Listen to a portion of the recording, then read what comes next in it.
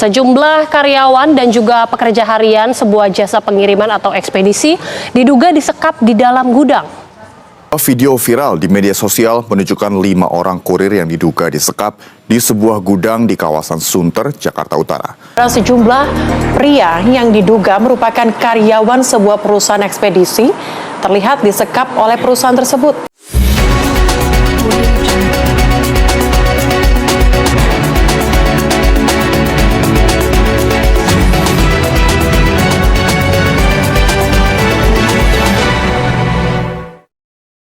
Selamat datang di kanal Berita Terkini. Inilah laporan khusus yang tengah menggegerkan publik Indonesia. Viralnya kasus dugaan penyanderaan 5 kurir ekspedisi di gudang Dunex Sunter, Tanjung Priok, Jakarta Utara. Apa yang sebenarnya terjadi? Siapa pihak yang benar dan siapa yang salah? Mari kita bedah dari awal sampai tuntas. Media sosial mendadak ramai setelah beredar video yang menyebut 5 kurir ekspedisi ditahan di dalam gudang logistik wilayah Sunter. Dalam video tersebut disebutkan, para kurir tidak boleh keluar, komunikasi dibatasi, dan mereka diduga diminta mengganti kerugian ratusan juta rupiah. Angka yang beredar bahkan mencapai 300 juta. Publik langsung bereaksi keras. Tagar soal penyekapan buruh logistik mulai bermunculan. Komentar netizen pun terbelah. Ada yang marah, ada yang curiga, ada pula yang menuntut penyelidikan cepat.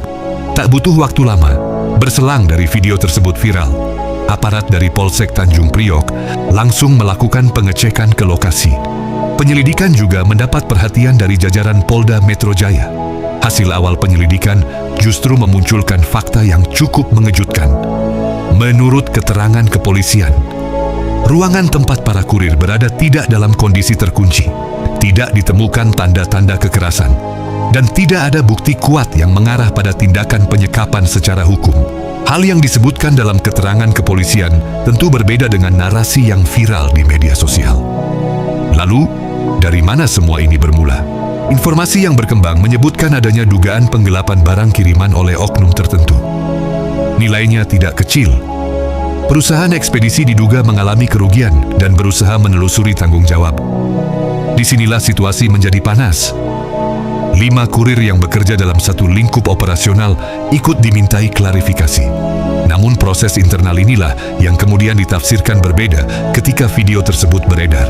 Peristiwa ini terjadi di kawasan industri Sunter, wilayah strategis di Jakarta Utara yang menjadi pusat aktivitas logistik dan distribusi. Kasus ini membuka diskusi lebih luas mengenai bagaimana perlindungan pekerja di sektor logistik, bagaimana prosedur perusahaan saat terjadi dugaan kerugian, dan yang paling penting, seberapa cepat publik mengambil kesimpulan hanya dari satu video viral. Di era digital seperti sekarang, satu potongan video bisa membentuk opini nasional hanya dalam hitungan jam. Namun proses hukum membutuhkan bukti, bukan asumsi.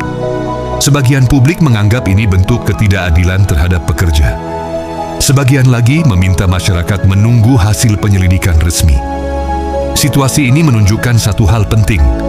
Informasi yang belum lengkap bisa berubah menjadi gelombang opini yang sangat besar. Dan ketika emosi sudah memuncak, fakta sering kali tertinggal di belakang. Kasus ini masih terus berkembang.